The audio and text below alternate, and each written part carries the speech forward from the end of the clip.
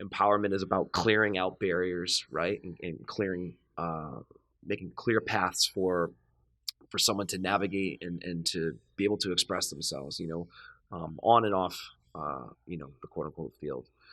And that's really, that plus just a lot of love, I think was the major ingredient to turn things around.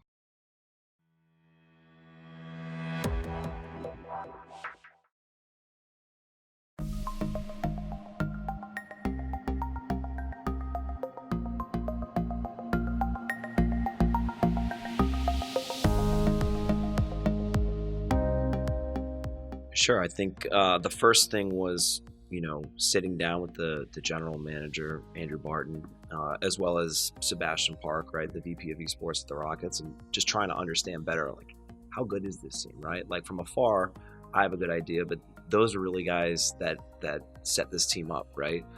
And, the feedback was, if these guys are playing at the level that they're capable of playing at, they're a top 2, top 3 team in the league, hands down. And so, when we came in and there was the early season struggles in the summer split, there was one game in particular I remember. It was just a thrashing that Cloud9 gave us, and that was it. That was actually the first game that I flew from New York to LA to attend in person. Kind of watched the pregame and took note of the players' faces, how they were interacting with the coaches, the structure around the lead up before the game began, and it was just, quite frankly, it was appalling, and it needed to change. And so I am not a person who packs it in when things are going bad. And there was a lot of season left to play, and I knew that these players were capable of playing at a much higher level, and I was pretty confident that we could assemble the right personnel and set up the right culture to get them to that level. And that's really what it was all about. So the day after that Cloud9 game, obviously we immediately made a coaching change, which sort of resonated with them.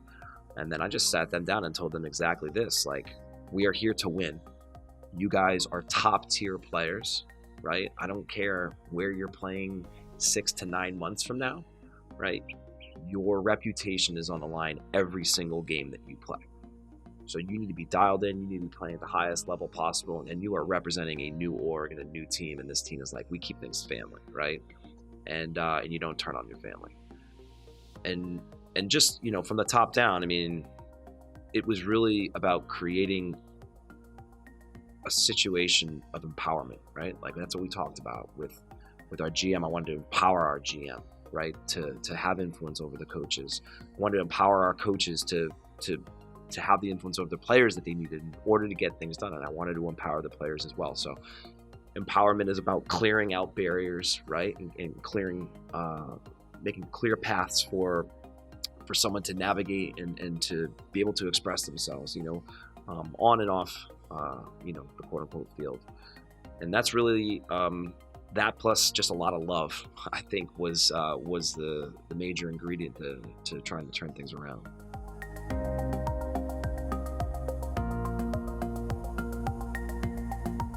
I mean, first and foremost, like, I'm obsessed with winning, right? Like, that's what we're here to do. This is the biggest esports league in North America, right? So if you're not present as much as you possibly can be, and if you're not invested, I mean, the players take note of that, right? And it matters, right? Like, there's only so much I can do from the sideline. I try to set up the structure, but man, like, this is it. Like, this is the NBA of esports. Like, what else are you doing here? If you're not dialed in, you need to go get a new job, right? And so that's it. Like, I'm incredibly passionate about this game. I'm incredibly passionate about my org and what we're trying to build. And like, it's all about, for us, like, fostering the right culture to get to those titles, to win those games, to get to win championships. I think it starts from the top down. I can't always be here all the time. Again, because I run the org from New York City, but I will do my best, and if I'm not here, then everybody in my org is on the same exact page. I mean, when we won today, like, there was 6 or 7 staff members up on stage just going nuts, right? And every single one of those people has poured their heart and soul into this job. So yeah, we rule with love. Yeah.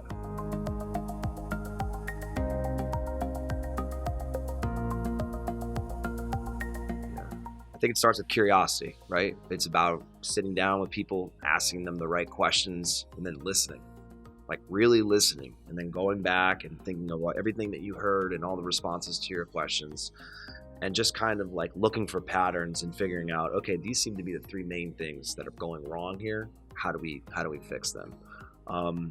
And it's a collective effort, right? So you try to identify those issues, then you run them by folks who are closer to them, and then you search for solutions.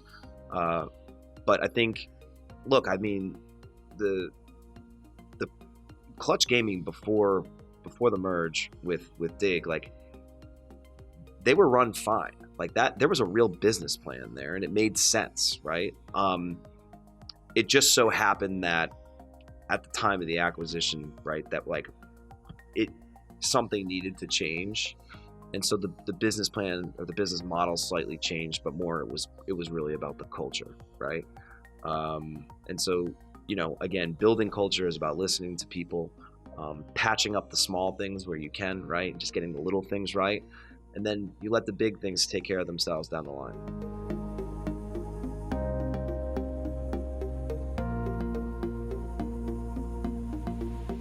Man, first of all, with the coaching staff, like, I just can't say enough about Thomas and Connor. Like, these guys,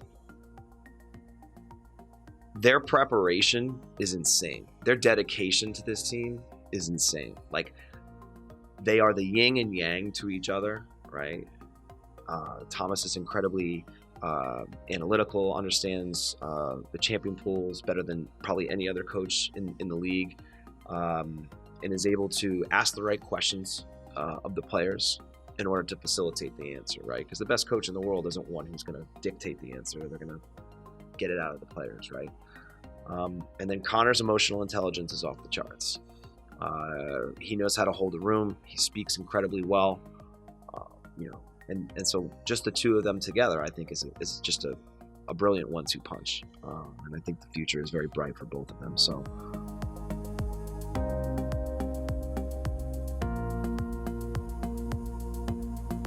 Sure. So after the change for Cloud9, the coaches just got it right. Like, we didn't have to do anything else. Like, we just put together two guys who fit really well. You know, the players, I think it was about trying to look at each one of them, and figure out like what motivates them, right? And so if you're Hooney and you've been to Worlds every 2 years, well, guess what? Right? You got to be on it. 2019, it's been 2 years, right? Show how big of a player you are, right? And by the way, like, Hooney has stepped up in a major way this split in these playoffs. Like, he's been electric. If you're Lyra, right, you sort of struggled earlier in the season for a number of different reasons. Felt like you weren't recognized. Felt like your status as one of the top junglers in the league might be slipping. But like, Lyra is easily one of, if not the most intelligent players in the world, certainly in NA. And so just sitting down and constantly talking to him about that, and how he needs to communicate that, be loud and be confident with his English, right? And I mean, the turnaround for Lyra has been astounding, right? If you're DeMonte, you're the young gun in the mid, right? He's a very, like myself, very emotional guy. So, you know, he needs to just keep his confidence high while keeping his emotions in check, right? Never too high, never too low. If you're Cody's son, man, you had something to prove from coming off of 100 Thieves. And like, Cody's son operates in this universe just on a different plane than everybody else. He's like my cosmic bandito. Like, I mean, and he's brilliant, right? So he kind of takes care of himself. And then Vulcan is a young stud who has a ton of potential that I think everybody in the league and beyond, you know, recognizes. So just constantly telling him, like, every game, you know, like, just got to get a level higher, you know, keep improving every single game. Really, that's kind of been the mantra for the whole team, right? Is like, you want to just keep getting better every single game, and you never want to plateau, right? You plateau, then something's got to change. And the nice thing is that that's how this season has gone, right? Like, we've gotten better. We've had some tough losses. You go down, you go up, but consistently just keeping going on the top right is has been our trajectory. And yeah, I mean, I think you just got to get in the players' ears and show them that you care and that you mean business, and they'll show up, and that's been the case.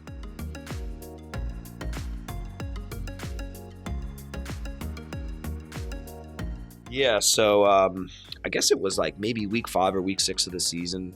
We were talking to one of the higher ups at Riot, and he said, "Hey man, like, you know, you're not supposed to rebrand Dig until the season's over, but if you guys want to do a hybrid jersey, a limited edition jersey in week 9, you can go for it." And we said, "All right, that sounds great," right? So we had our designer come up with this jersey, right? We kept the Clutch logo, added Dig on the side, brought in the Dig colors, but we still have the sponsors from Clutch Gaming, like, and we love this jersey. And obviously we won in week 9, right? And then so the player just wanted to wear it again. And I think we kind of snuck that one by Riot, to be honest with you. Because speaking to them subsequently, they said, yeah, we were actually okay with you wearing a limited edition jersey in week 9 because we didn't think you were going to make the playoffs. So then when we made the playoffs and we kept wearing the jersey, well, the seeds had already been sown, really. And now they couldn't get this jersey off our back if they tried.